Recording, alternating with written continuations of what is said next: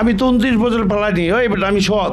সালমান শাহ হত্যা মামলায় বিমানবন্দর থেকে গ্রেফতার হয়েছে আলোচিত খল অভিনেতা মোহাম্মদ আশরাফুল হক ডন। বিদেশ যাওয়ার সময় ইমিগ্রেশনের স্টপ লিস্টে নাম থাকায় তাকে আটক করা হয়। এরপর সিআইডি কর্মকর্তার হেফাজতে রাখা হয় ডনকে। অন্তরাত্মার অর্ধেকই হচ্ছে সালমান। ঢাকার শাহজালাল আন্তর্জাতিক বিমানবন্দর থেকে 9 আগস্ট রোববার সকালে ডনকে গ্রেফতার করা হয়। তিনি সৌদি আরব যাওয়ার প্রস্তুতি নিচ্ছিলেন। মামলার কারণে তার বিদেশ যাত্রায় আদালতের নিষেধাজ্ঞা ছিল এবং ইমিগ্রেশন কর্তৃপক্ষের স্টপ লিস্টেও নাম ছিল বলে জানিয়েছে পুলিশ।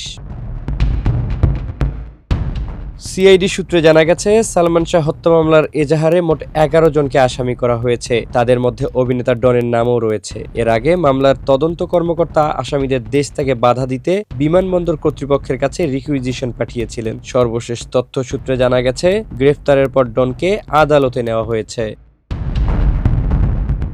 1996 সালের 6 সেপ্টেম্বর মাত্র 24 বছর বয়সে মারা যান জনপ্রিয় চিত্রনায়ক সালমান শাহ। তার মৃত্যু আত্মহত্যা নাকি পরিকল্পিত হত্যাকাণ্ড, এ নিয়ে বিতর্ক চলছে দীর্ঘদিন। সালমান শাহর পরিবার শুরু থেকেই এটাকে হত্যাকাণ্ড বলে দাবি করে আসছে। পরবর্তীতে সালমান শাহর মামা আলমগীর কুমকুম রমনা থানায় একটি হত্যা মামলা দায়ের করেন। ওই মামলায় অভিনেতা ডন ও সাবেক স্ত্রী সামিরা হক সহ 11 জনকে আসামি করা হয়।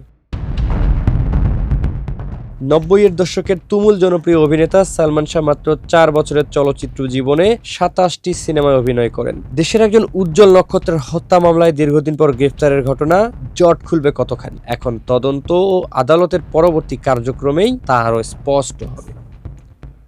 ডেস্ক রিপোর্ট, হাসান জিহাদি, মানবকণ্ঠ।